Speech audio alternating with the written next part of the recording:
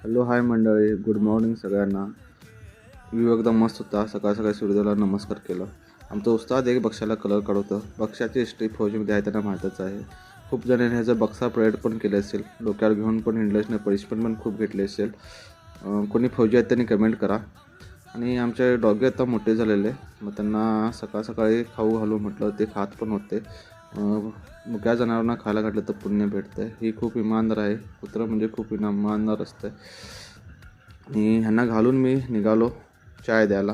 माझी होंडा कशी आहे बघा, एकदम स्लो मोशनमध्ये चालत होतो, सगळं आजूबाजूचं व्ह्यू कॅप्चर करत.